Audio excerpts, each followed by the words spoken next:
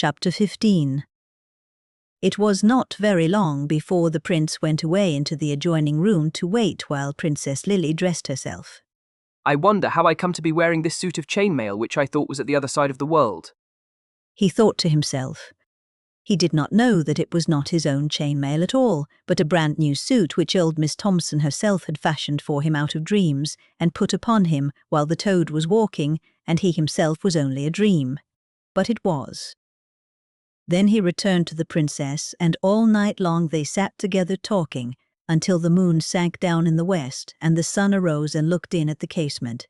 And although she had never seen him before, Princess Lily knew that Prince Perio was her prince. She told him all about her life at the castle, of the horrible dreams, and how unhappy she had been all those long years and years. But, as she told him of it, the unhappiness seemed to vanish even from her memory, so that now it all seemed unreal, her life in the tower, her sickly headaches and her fears. And then, because that great weight had been pressing on her heart for so long and was now lifted from it suddenly, as suddenly she wept. So that if there were left in her any dregs of sorrow at all, the sweet tears washed them away. When she was herself once more, her first thought was for her father, and she told Prince Perio that if he could win King Courtesy back to be his old self again, he would indeed have made her the happiest princess in the world. Very carefully had the prince listened to all she told him of affairs at the castle, and especially at the end, to her account of hearing the trumpet call. As he listened, he remembered also sundry things which the little cook at the inn had told him, for he too had spoken of a silver trumpet. Now he was a very wise young prince, wise in his school days, and wise when he started out from home. And not for nothing either had he walked all alone round the world and been turned into a toad at the end of it. Such adventures are very uncomfortable while they last, but they give a man understanding. So he knew what to do. First of all, he packed off a messenger to the inn to fetch the little cook, for he could not forget how much he owed to his letter of introduction. That was the first thing he did. Then he set out to find Aunt Gamboy. Aunt Gamboy was up in her privy chamber addressing a large mass meeting of the amalgamated princesses. I shan't tell you what she was saying to them, for it was very much like what she had said before to the citizens of Mountany from her tub in the marketplace. Very much like it. And moreover, she was telling them all to go back to their own countries in disguise, and there upon tubs in the different marketplaces to say what she had said, and to arouse rebellion and discontent among the citizens. For there was distress at that time in many of those countries. Gamboy was promising, if they would do this, to make them all queens of those countries. And they believed her. But she had no intention at all of doing any such thing. Oh no! For now that she was queen, she no longer wished her own subjects to be discontented, but she very much wanted the citizens of all the neighboring countries to rebel. For then, thought she, when they are all in confusion, I will make old Courtesy send great armies among them, and I will subject them all to my rule, and my son shall be king of half the world. Amen. Then Prince Perio walked in. Well, he went straight up to where Aunt Gamboy was standing speaking. He took hold of her and he bounced her up and down on the floor, just as though he were driving piles or hammering a nail into his shoe with a poker, or knocking in stumps with a cricket bat. He did that until he had fairly shaken the breath out of her. Then he did that again. Then he took her under his arm like a hoster and marched plonk out of the room with her. And when he had gone for 2 or 3 minutes, those astonished amalgamated princesses shut their mouths again, but not before. He walked straight into the office of the head gaoler. He put Queen Gamboy down on the table and he said to the head gaoler, Here. Then he went out of the office and up to King Courtesy's private study, knocked at the door, and went in. The king was drinking coffee and staring at the cat. The prince said, Good morning, sire. Your daughter is being married tomorrow morning at 10. But the king only stared at him in a silly way. So he went to the cupboard, took out the silver trumpet, and came downstairs with it. Then he called the castle servants about him, and bade them make all preparations for a magnificent wedding. Then he returned to Princess Lily. But, dear, How am I to marry you tomorrow when I have no wedding dress? she said when he told her what he had done. With that he sounded a little bell, and in came the first maid-in-waiting, who stood there and listened while he told her what to do. At last the next morning came, and with it the time for their wedding. There was Princess Lily in the beautiful, wide, white dress which her mother, the Queen Violet, had worn on her own wedding day, for such were the orders Perio had given to the maid-in-waiting. And there was Prince Perio himself in his shining suit of bright silver mail, with a silver casque on his head and a nodding grey plume to it. Just before the wedding, 4 stately bearers were sent with a royal litter to the king's chamber to carry him down. And at first, when he came, he saw nobody, and peering with his white face from the curtained litter, seemed not to know where he was. But when he saw Princess Lily standing in her mother's dress, My daughter, he said, and stepped down from the litter. At the same time, by the prince's orders, Queen Gamboy was released from gaol and given leave to attend the wedding. Nor did she stand humbly at the back among the onlookers, as might have been expected, but came boldly forward and stood with sullen, scowling face beside her niece. Some of the castle servants, eager to please their new master, started forward to hail her away from there, but Lily stopped them with a wave of her hand and bid them let her be. Now when the wedding was over and they came out of the church into the sunlight, Prince Perio stepped forward and, taking the silver trumpet from his baldric, placed it to his lips. And the sound that came from the mouth of the trumpet was tootity-too, tootity-too, tootity-tootity, tootity-tootity, tootity-too, rooty-too, too, oo-oo, rooty-rooty-rooty. Whereupon the procession stood very still, listening and waiting for the noise to die away. But just as silence fell, and all were about to move forward again, the prince raised the trumpet to his lips a second time and blew. Tootity-too, tootity-too, tootity-tootity, tootity-tootity, tootity-toot, rooty-too, oo-oo, rooty-rooty-rooty, rooty. Then a third time, and a fourth he blew, and again and again and again, till the air rang to the sweet silver din, and all the world seemed rocking about them like a steeple. Then it was that all eyes were turned upon the Queen, and men saw what they would hardly believe afterwards that they had beheld. For again the queer change came over her face, again the corners of her mouth began to turn up, the wrinkles to leave her forehead, and her eyes to lose their look of cunning. And still the trumpet rang on, till the air about their ears felt as solid as water and shook as tempestuously.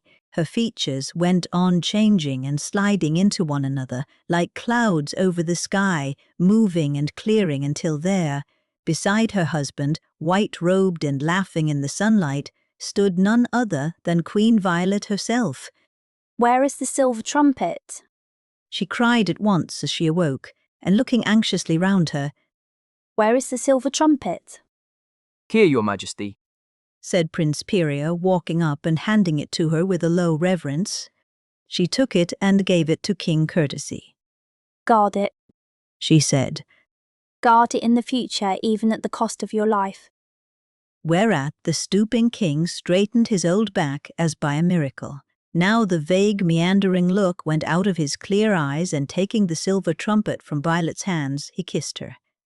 Most gracious lady, He said, most gracious lady, and broke down and wept, declaring that they would guard it together. And so they must have done, for it was never again lost from Mountainy Castle. And some say that deep down in the grave other features upon another face had been changing too, and sliding, that to this day a body, which is Aunt Gamboy's, lies buried in that churchyard. But no man can point to her grave, and therefore many do not believe in it.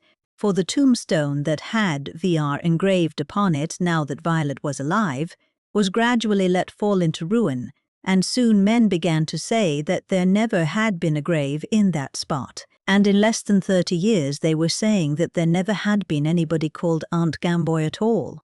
But others pointed to the things she had done, to the amalgamated princesses, for instance. Why else should they be amalgamated? And they would also point to the high, stalk-like tower, crumbling now and disused, where Princess Lily had spent so many years of her life.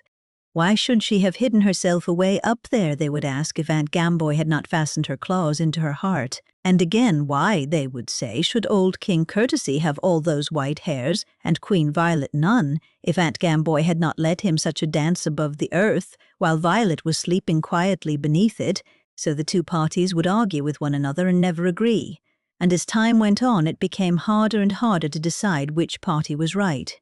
And it will go on getting harder still, I expect, unless this very story should travel as far as Mountainy.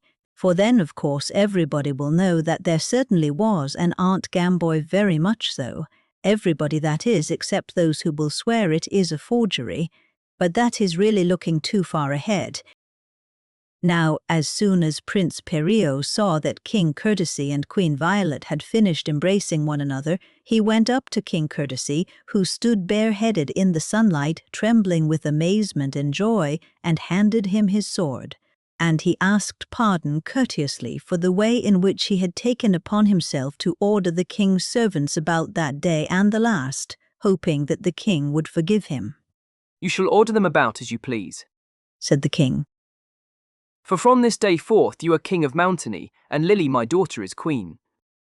Whereat there was a great shout, and again the silver trumpet rang through the air, while the old king and his new-found wife took both hands, threw their hands back, and danced round each other singing, "And Lily my daughter is queen, tra-la-la, and Lily my daughter is queen."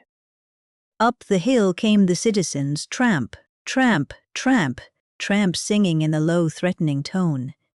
Here we are, to make Queen Gamboy sing sol-fa. But when they reached the church and heard the news, they cast away their pitchforks and axes, and flung their caps in the air, crying, "Long live King Perio and Queen Lily," and spread themselves over the grass plot outside the churchyard. Then from the other direction a party of 7 were seen approaching with rapid steps. It was old Miss Thompson, bringing with her the 5 musicians in the pink coats and curly grey wigs and yellow stockings, for she had foreseen, witchery old lady that she was, that there would be rejoicing that day, and she had sent for them where they dwelt. But the 7th person was the little cook from the inn. King Perio recognized him as he drew near and sprang forward to greet him and shake his hand for gratitude. But before he could reach him, somebody else sprang forward too in front of him, crying out, "Little Fat Podger, Little Fat Podger." It was Courtesy, and now old white-haired Lord Tullywitch came forward, and kneeling before his king explained in a thin, quavering voice how he had disobeyed his orders, telling him that the little fat podger had died in Gale, whereas in truth he had recovered from his illness. But he, Lord Tullywitch, had not had the heart to put him to death, so he had sent him away into hiding at an inn some 3 miles away, where he and his friends sometimes met for dinner and fun.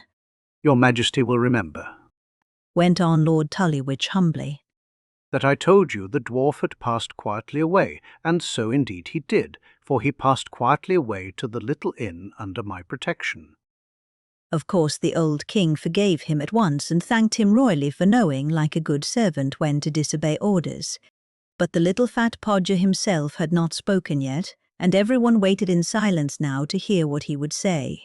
He could only look round, smiling and nodding at everyone with tears in his eyes, saying nothing at all. Yet some of those who stood nearest to him thought they heard him murmuring to himself, "All those years washing dishes, it's as wholesome as a shoulder of mutton to a sick horse, you know." And then suddenly one left shot out, and he would have begun to dance, only he was getting too old now, so he drew it in again thoughtfully, and was heard murmuring to himself, "And the side step step, and the side step step, and the side step, anything jocund." You can imagine what rejoicings there were, then what reunions. Between Courtesy and Lily, between Violet and the little fat podger, between Violet and the citizens, between Violet and Lily, who had only been 2 days old when she last saw her. You can imagine what shouting and laughter there was in the sunshine that morning upon the green plat of grass. Nor was it very long before the fiddlers struck up and King Perio himself called the first tune, and these dances were quiet enough for the little fat podger to join in. Yes, and even old Lord Tullywitch cut a caper or two for all his white hairs. On and on and on they danced, citizens and courtiers, lords and ladies, kings and queens, till the sun had gone down in the west, and the sky over their heads was cool green and gold. And then they all gathered in a knot round the fiddlers and danced a very old country dance called Mr. Barney's Breeches, and that was the end.